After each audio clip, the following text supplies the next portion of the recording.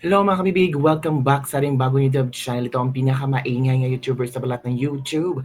Ako si Kabibig, maglabag-labag na tao with evidence. Naku po, ICC pinilayan. Napilay ang ICC. Oh, pinilayan sila ni Duterte. ICC software nag-withdraw na. Hindi natutulungan ang ICC para ma-record lahat ng mga pangyayari, mga paglilitis na gagawin nila. Wala na. Part itong ICC software na nag-withdraw sila. Nilayasan nila ang ICC dahil sa US sanctions. PBBM pinariringgan ni President Trump hinggil sa ICC. Nako, ano ba naman yan? Wala na, kabibig. Ito sa post ni Attorney Harry Roque, share ko sa inyo ha. Ang post ni Attorney Harry Roque, latest news ito, kabibig, at magpalakpakan tayo. Magpalakpakan tayo ito ICC software now withdrawn as part of US sanctions. How will ICC proceed against former President Rodrigo Duterte?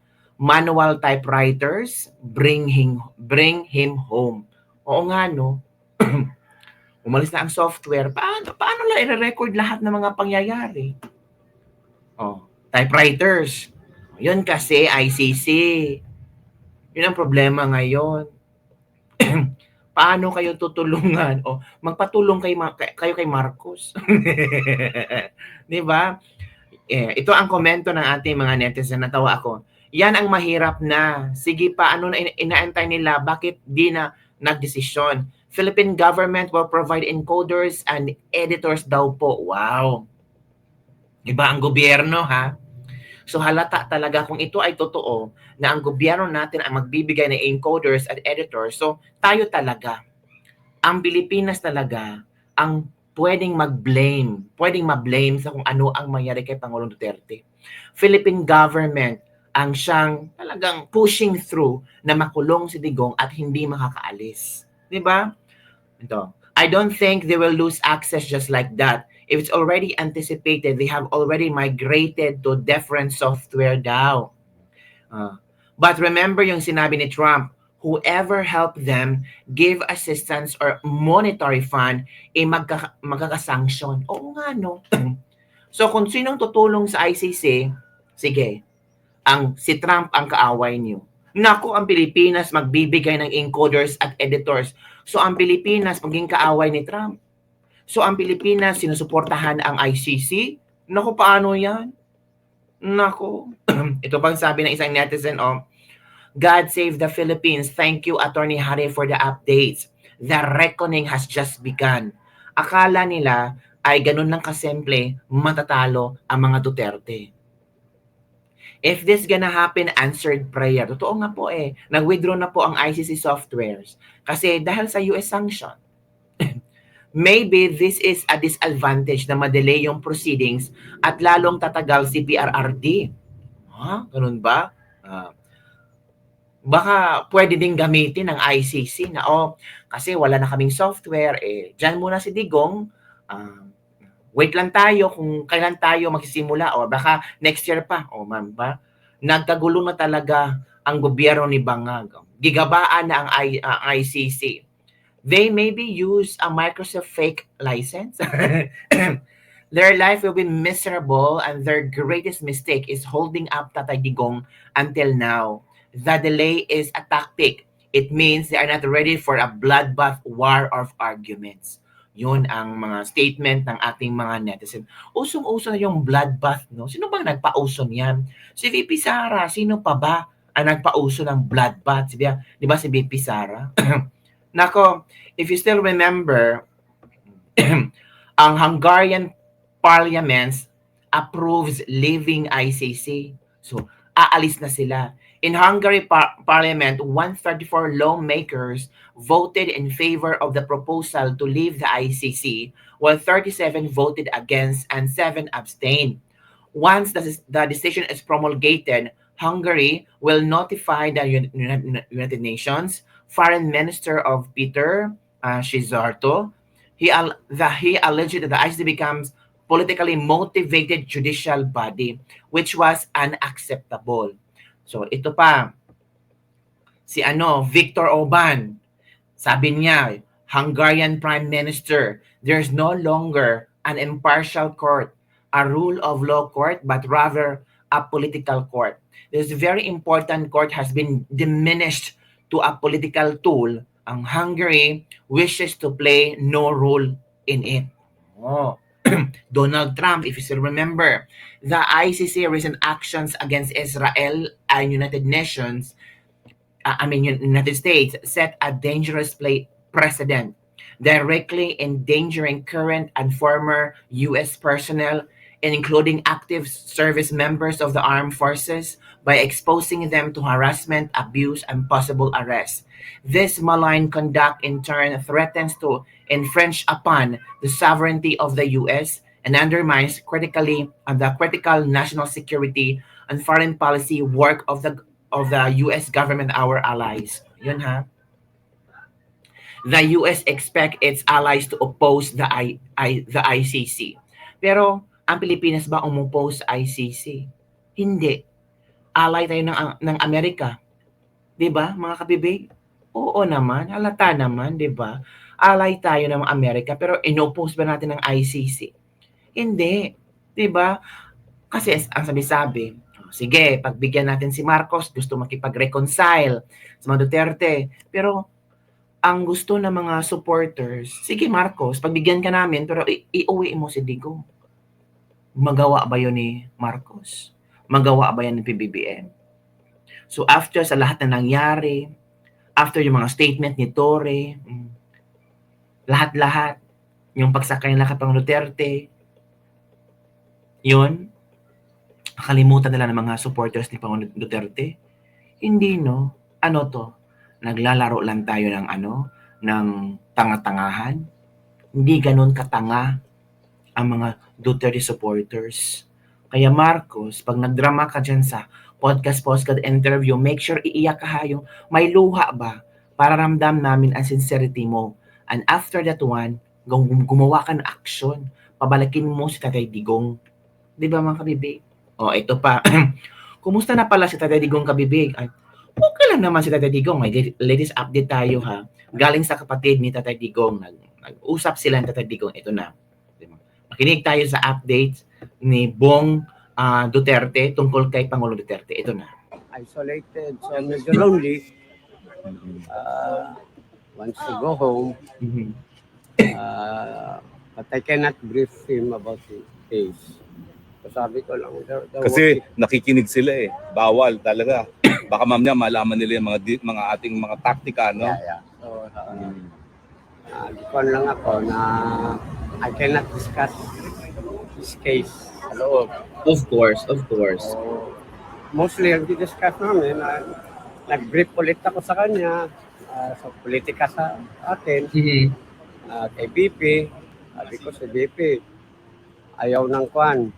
Gusto niya matuloy yung impeachment kasi gusto niya bloodbath. Ano sabi ni Tatay Digong doon? Sabi niya? Sinabi ko na yan sa kanila ng isog yung bayanan. Oo. Ano sabi? Mag-isog? Isog si BP. Isog si BP. Matapang si... Tingnan nyo? Anong reply ni Pang Duterte? Naku dong, isog yan si VP Sara. Naku dong, matapang yan si VP Sara. Kinanti nila talaga eh. Sige, bloodbath na to. Papigilan niya si... Sinabi niyo ba yung sabi ni Marcos Jr. na gusto na niya makipagbati sa mga Duterte? Anong sabi niya? Nagkuhan siya, parang in a way, he doesn't believe it dahil nakakulong siya eh, no? Wala siyang sinabi, gumanon lang siya. Gumanon-ganon lang siya. Okay. So, sabi niya, sinabi lang niya na bantay sila dyan kay Sara. Hindi yan mapigilan. Wala. Sabi ko, lalo na hindi mapigilan kaya nandito ka sa loob, hindi ka makakuhan sa kanya. Wala.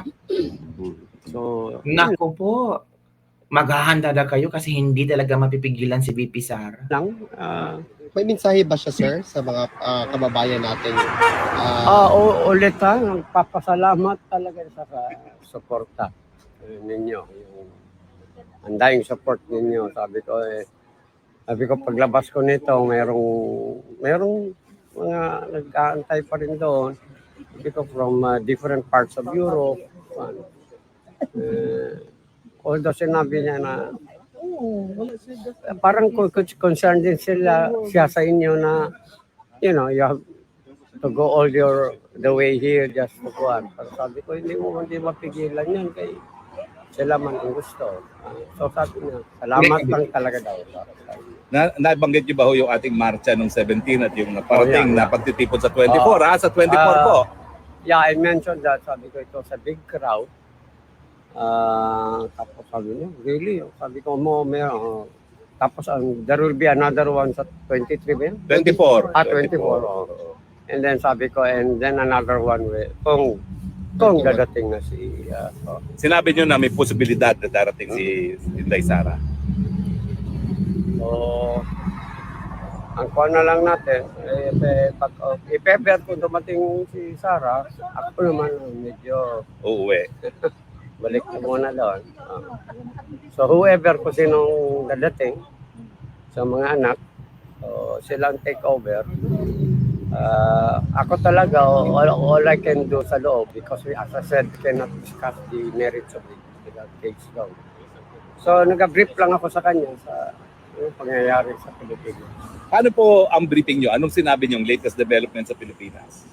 Sinabi ko kaya yung si BBM gusto ng reconciliation, si Dilimam, null and void yung kanyang acquittal, si Tiangco, tsaka si Tamba, Tamba. Banggaan. So, Sinabi niyo yung sinabi ni Tiangco? sinabi ko lang na yung sa sila nagsimula May- na yung pera. Meron ba siyang sinabi? Anong sabi niya nung nalaman niya? Hindi masyado siya nagmanya kasi more or less alam naman siguro din niya. Tapos sinabi ko yung mga sa Quadcom, walang lumusot. Baktukan sila dyan.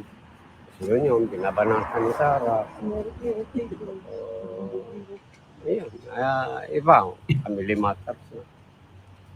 So, yun lang. I need to be updated ako talaga ng mga ano pangyayari so that pag andun ako, ma-feed ko sa kanya. Sige, sa susunod po, bigyan ko kayo ng briefer, mga balita sa Pilipinas. Yeah. No? Parang yung binibigay namin dati sa kanya, no? Yeah. Para malaman niya kabuuan ng balita. Well, alam nyo, ang mensahe talaga, nung nalaman niya na gusto ng bloodbath ni Inday Sara Duterte, ang mensahe niya, talagang si Sara ay hindi mo Matapang. mapigilan niya. hindi mo mapigilan. Sinabi ko na dati, matapang yan. Tingnan nyo. Narinig yung kabibig na hindi mapipigilan si BP Sara. Matapang si BP Sara.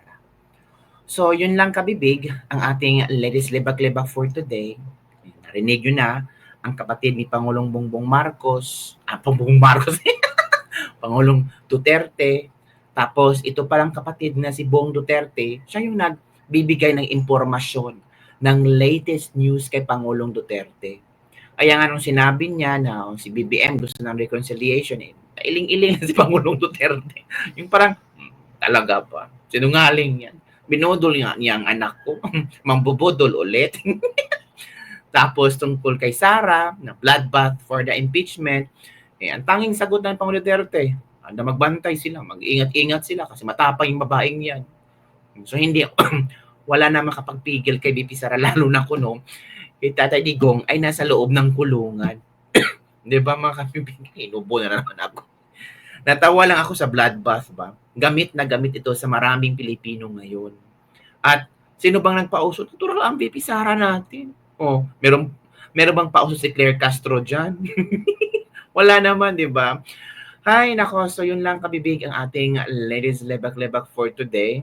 Pilay na ang ICC dahil sa US sanctions. ICC software nag-withdraw na. Gaba. Bisaya pa ba? Ang saba di ang gaba di magsapa. Ang saba ang gaba, di ba? Tapos si BBM pinariringgan ni President Trump. Posible mga kabibig. Kasi itong si Trump parang nag-observe lang sa nangyayari ngayon, lalo na kay Pangulong Duterte. I'm sure itong mga nangyayaring ginagawa ng ating mga Filipinos, OFW sa The Hague, of course, nakikita ito sa buong mundo. Diba?